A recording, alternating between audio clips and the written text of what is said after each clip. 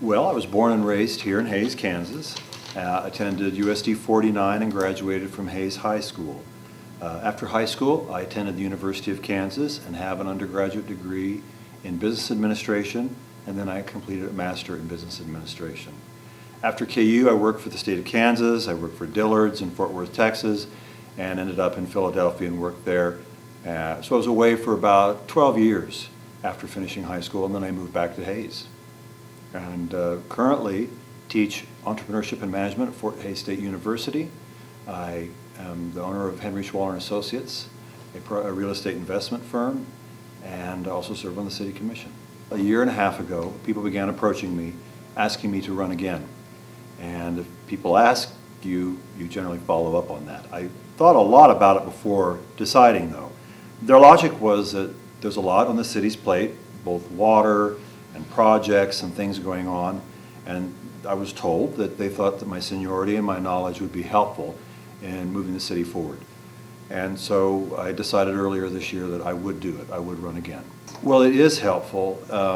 Now, as with most humans, my memory can be tricky sometimes and not exactly accurate.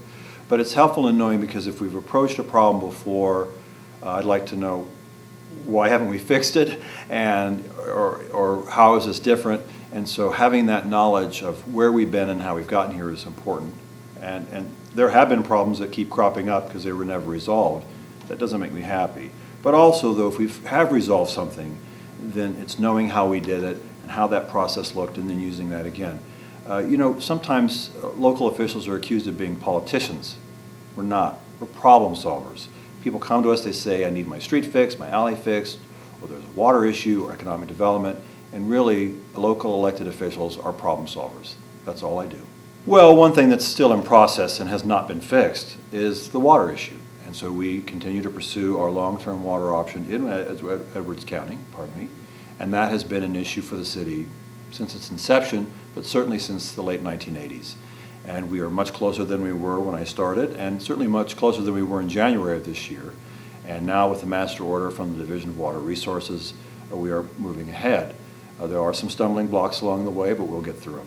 I was first elected in 1999 and was not reelected subsequently in 2007, but was reelected then in 2009 and have served since. And I understand to some people that that could be a liability. Maybe he's been on too long. But again, I approach each meeting as if it were my first. I do my homework. I make sure I know what's on the agenda. I talk to as many people as possible and try to have things show up. So I'm not caught off guard when I'm at a meeting. I kind of know what I'm doing, both in terms of preparing for that meeting and the historical perspective. So I think that's what people find refreshing, that I am prepared and that I'm also not afraid to take a viewpoint that may not agree with the majority. And that's not by design. I don't do it to be the devil's advocate. Just sometimes I don't see it the way other people do. When I was first elected in 1999, we had our budget hearings in June of that year. I was surprised, caught off guard, that the commission and staff were discussing buying a photocopier. It was about $10,000. So they didn't have any money. We didn't have money to buy a copier. This is a large organization with over 150 employees, significant assets, yet we had no cash. And this began to be a theme in everything we did. We needed to buy lawnmowers, say, for the Parks Department. We didn't have any money.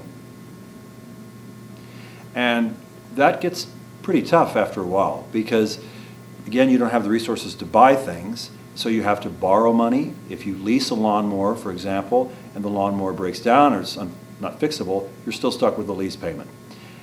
Then, added to that, because there's no money, what little money we had, departments would fight among themselves for that. And it was a very unhealthy environment, both for the commissioners and for the staff, but more importantly, the public. Things were not getting fixed. Streets were not getting fixed. Water lines weren't getting fixed, not to the degree that they are today. We were doing the best we can, but it was more of a Band-Aid approach. So turning that around, and with the approval of the voters, we cut costs about $1 million up front. We assessed what we needed in terms of equipment and people to run the organization. And then the voters approved a half-cent sales tax about 14 years ago. to run the city's operations. So we no longer rely on property tax for the general operations of the city. That saved us a lot. We now have over $60 million in the bank. Most of the money is earmarked. About $33 million or so is for the water exploration project. And then other things are for a rainy day fund. And then we also pay cash for everything that we do now. Any vehicle, any street, any project other than the wastewater plant is paid for in cash. So there's no debt. Before, we were paying so much in interest that it was eating away at our ability to fix anything. And so that is the greatest accomplishment of all. What people care about is the condition of the streets and the alleys, how the community looks in the parks. And so our continued investment, again, in streets and parks and our alleys and things like that, the city looks good. There isn't a part of town that doesn't look good. Everyone takes care of their homes. There's a pride in our community. It's mutual. So it's not something really that the city does, but that people do it as well. I will say, though, that I've been very committed to fixing streets. Again, when I came in, prior commissions had really struggled with that, and rightly so. We've invested over $1.5 million a year in residential streets. So not fixing Vine or 27th or Hall. So by my estimate, we've invested about $25 million in fixing residential streets, that's the street in front of your house. And again, invested far more in parks than any other city in Kansas. We've added more to our parks. And this is good because people are out, they're walking, they're using them, and that's important. So things that we get right are making the community, in terms of our infrastructure, a better place. But there's still more that we can do. I think we're doing well, retail sales, generally speaking. And we are fortunate to have really 3 shopping districts in Hayes. We have downtown Hayes, then we have the Vine Street corridor, and then North Vine. And it's a mixture of locally owned business people, I really love those, and then nationally or internationally owned companies. And we tend to forget that we do have those 3 distinct districts and focus on one at a time. But that's what draws over 88,000 people in Northwest Kansas to Hayes, is that we do have these 3 distinct shopping districts that offer a wide variety of stuff. And given the retail news nationally, we're very fortunate. We have a pretty strong retail situation given the national situation, retailers going out of business. But that said, when the commission was concerned about a decline in our retail sales tax, and that was primarily due to the economy here, commodity prices for farm products were low and remain so, and oil prices were low. People weren't buying as much. It's recovered a little bit. My answer to the commission was, instead of complaining about this, what can we do to get ahead of the problem? And so we hired a firm that looked at the people who shop here. What do we have? What do we not have? And again, the 2 things that firm identified through cell phone data, no surveys, that people leave our trade area to go buy groceries. They're going to Aldi to getting discount. They're also going to higher end grocery stores like Whole Foods. That's something that the city has been working on and will continue to work on. Aldi would be great, particularly for college students, young married people, and working people. Discount grocer would great. It would not chip into anybody else's business because, again, we're losing people that are buying that stuff somewhere else.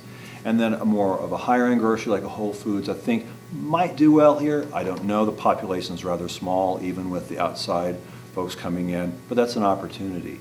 And the other thing that we know we're missing are restaurants.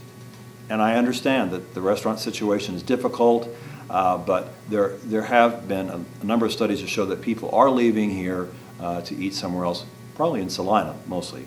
And so those are things that we can get ahead of. Well, luckily there's a lot of things that already exist here with our outstanding medical center. We have a pretty strong workforce. We have a number of things that we already offer that are attractive to Hayes. Again, shopping, education, and then of course the cultural events with the Arts Council, the Symphony, and the Encore Series at the university. So we've already got some things going on. The number one problem, unfortunately, is housing, and that is senior appropriate housing. The bigger problem for Hayes is that we don't do enough to retain young people. And they're the heart of the economy. We don't have enough high-skill, high-wage jobs.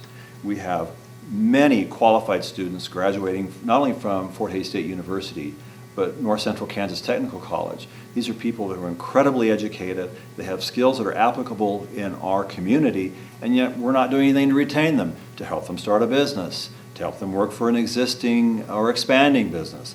And so these are people that we're losing, a brain drain, if you will, and these young graduates they may go away for a couple of years and want to come back. What can they come back to?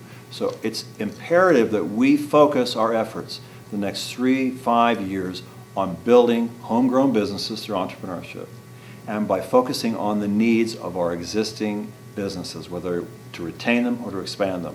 Because when you talk to many of these employers, and some of them pay incredibly well, they cannot find talent to work for them, yet we have them here. We have talent here. So it's really important that we focus not only on getting senior citizens to live here, because that group of people has money, they tie in beautifully with what we already offer, but we really need to focus on what we can do to jumpstart our economy and continue to grow. I do not have any delusion that Hayes will be a 50,000 population community, but if we can continue growing a little bit, say to 25 or 27,000, that will help solve some of the retail problems too, because then it looks like it's an attractive growing community. And quite frankly, in Northwest Kansas, if you're not growing, you're dying. And I really think that we should take advantage of the assets that we have here. I'm just one of 5 people, and while I have my strengths and my weaknesses, that I rely on the other commissioners and also city staff, but more importantly, the people of Hayes.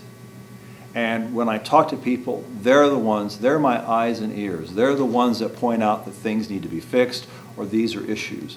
And so when I have a chance in everyday life, when I talk to people, whether it's in the grocery store or a taco shop or something like that, they point out, what are you doing about this? Can you get this fixed? Or people call or email. So my point is that it takes 2 people. That you have the elected official, but if I didn't have people letting me know what they needed fixed, what was important to them, I would not get anything done. So my power comes from the people, not the other way around.